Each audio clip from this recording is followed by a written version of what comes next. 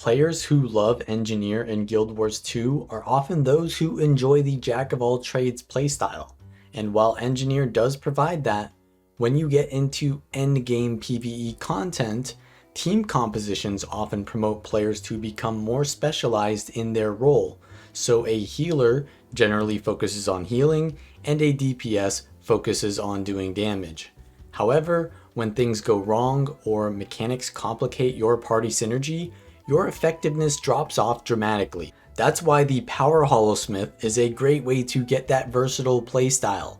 It has mobility, burst damage, sustained damage, tons of CC, self-generating might to still do damage, and plenty of passive self-healing and blocks to survive when not being supported directly.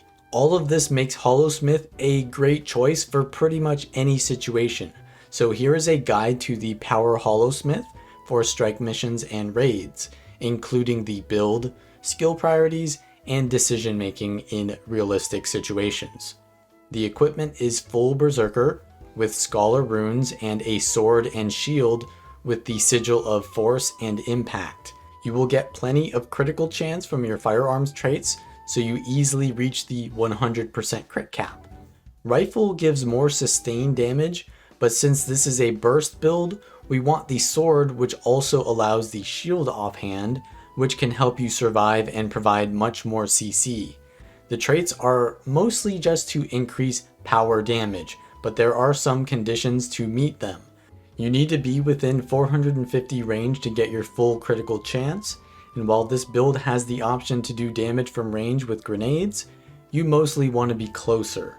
Also, you get stacking damage modifiers when you hit with explosions. You get explosions from your mines, your grenades, and Corona Burst. Then you will need to play around the Photon Forge heat generation. When you enter the Photon Forge, the F5 ability, you gain new powerful weapon skills, but you generate heat over time. Many of your Holosmith skills will do more damage or have improved effects the more heat you have. But if you reach the maximum heat, you will overheat and you will lose access to your Photon Forge and Tool Belt skills for a while. So you get rewarded for playing riskily, but you also get punished if you play too riskily. Although you gain heat slowly over time by just being in the Photon Forge, using the Forge weapon skills will generate even more heat. The leap on the 2 skill is very low cooldown mobility, which can help you to position quickly. The 3 skill, Corona Burst, is a wide AoE that pulses twice for only 1 animation. The heat generated from the skill is also delayed, meaning you can cast it and then leave the Photon Forge, and you will still max out on heat, but you will not overheat. The 4th skill is the Photon Blitz. This is your hardest hitting ability besides your elite skill. It also pierces, so try to line up multiple targets if possible. Holographic Shockwave is a great CC skill, but it's heavy heat generation. You should only be using your 3 and 4 in Forge to do damage, then auto attack in between. To prevent yourself from overheating, you should never use any other skill besides the Corona Burst when you have above 100 heat. So you want to use your 3 and 4 to reach 100 heat. If that isn't enough to get 100 heat, then use the 5 skill as well. Once you are above 100 heat, you want to stop using Forge skills because you want to be inside this heat threshold where you will deal much more damage on all of your other skills that do not generate heat, like your utility skills. So once you reach 100 heat, cast your Laser Disc, which gets extra bonuses for being above 100 heat, and it takes a while for it to deal its damage. Cast the Blade Burst Tool Belt skill whenever above 100 heat, and you have time to press the button since it's instant cast. Use Prime Light Beam, your elite skill, which also gains bonuses for being above 100 heat and has pulsing damage. Then cast Grenade Barrage and explode your mines if you have them already placed. The best time to place your mines is when you have nothing else to cast, or when waiting for a burst phase. You can also save the throw mine for CC, but otherwise you can just detonate them for damage. If you feel like you need a bit more defense, You can always replace one of the non-grenade kit utilities with Elixir S or even Photon Wall for the ability to save yourself in tight situations.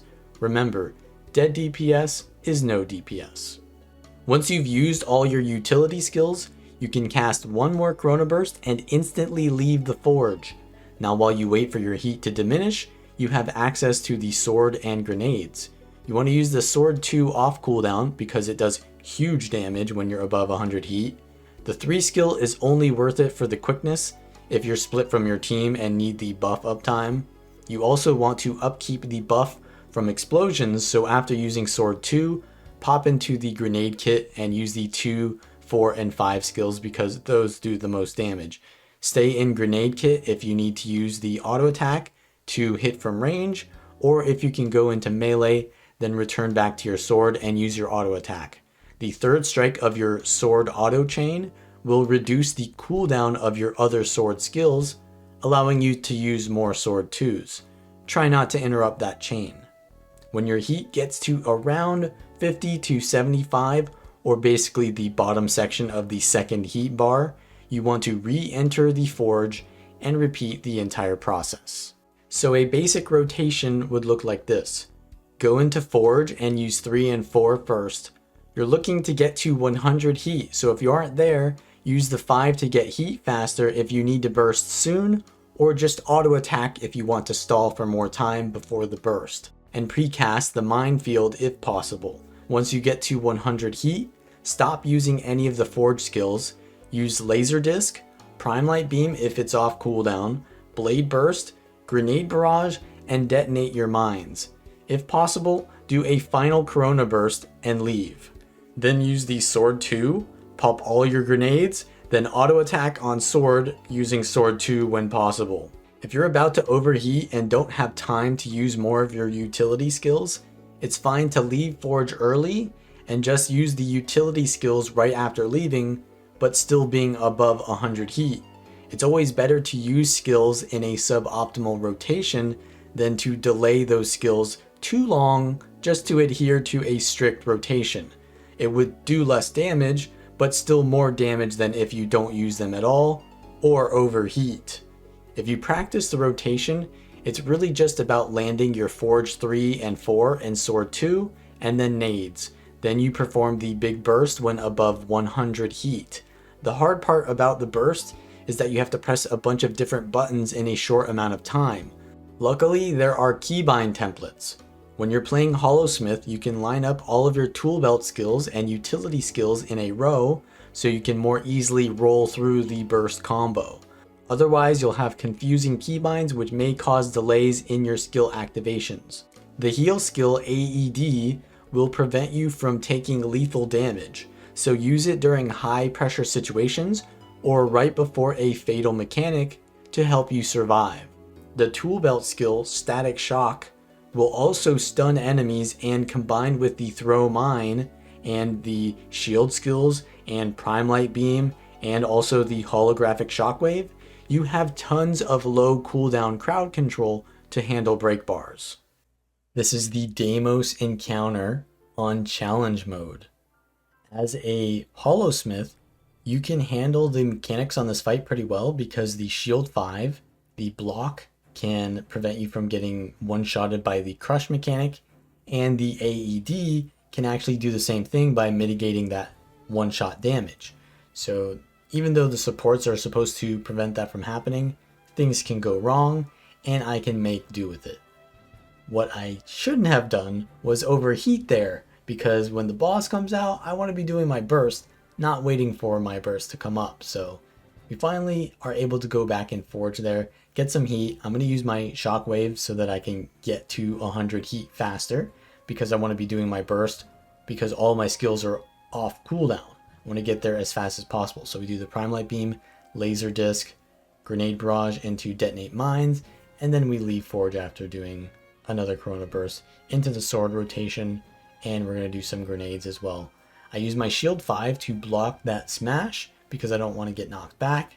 I could have dodged as well. Dodging was probably the better choice because you get explosive entrance, so you get some value out of being defensive as well.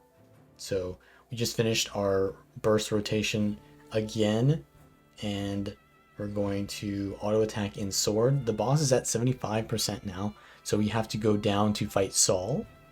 And we need to do a little bit of CC down here. So we need to keep bursting, but as soon as the CC comes up, I use my shield 4.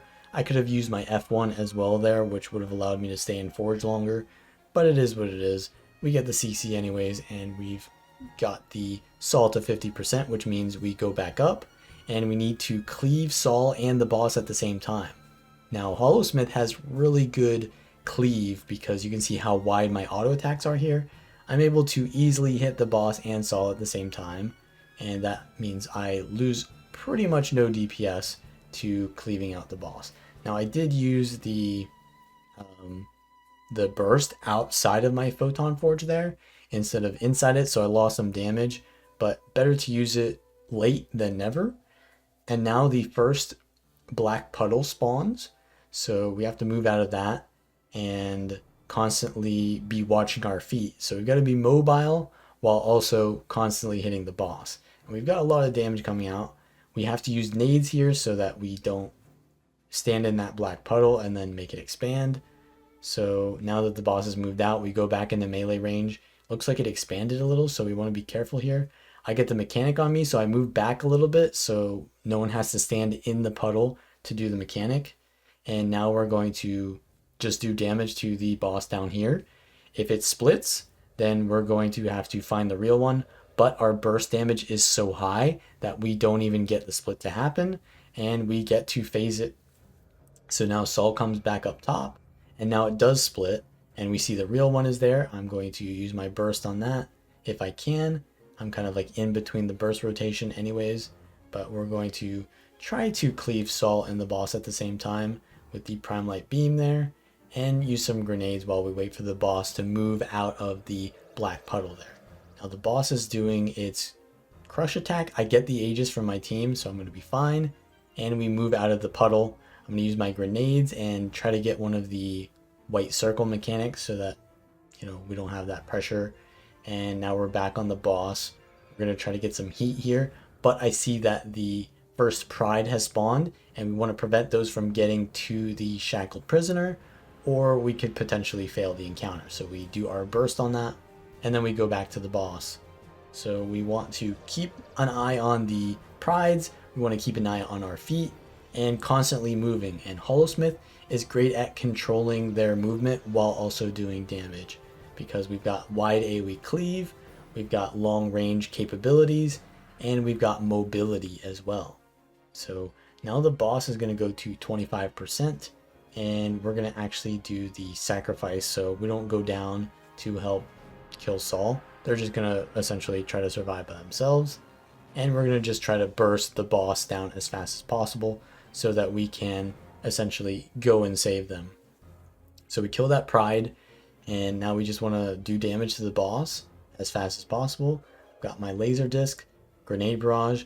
I'm going to use my AED here because I don't know if I'm going to get Aegis because it's a little bit late into the encounter. Stuff gets a little bit chaotic, and I dodged that smash, and we're going to keep doing damage to the Pride so it does not damage the Saul, even though it's pretty decent health. 5% left until we get to 10%. I use my Holo Leap to get around that black puddle. I see there is a Pride there, but we don't really need to worry about it too much because the boss is 2% away from phasing. So we're just going to cleave the boss, use our Prime Light Beam, and now we're in the final phase.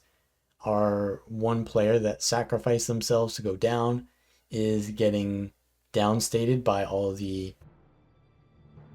tears that are appearing. So yeah, we're not going to be able to save them, but we've got the long RP, so there's not really much we can do. I'm going to grab the tear here, and we're going to go to DPS the boss.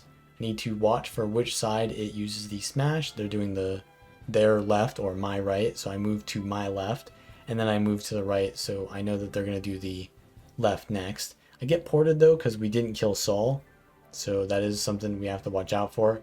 And because Saul is not killed and he's porting us, someone stands in the black puddle and it expands. So now we're forced to use range damage and the grenades, are nice enough to allow me to hit the boss from range even though I can't really get close to it. So I actually was standing too close to the edge there. I don't know why I was standing so close to the edge. I could have not died by just standing in the center, or I could have just used my shield 5 and blocked that.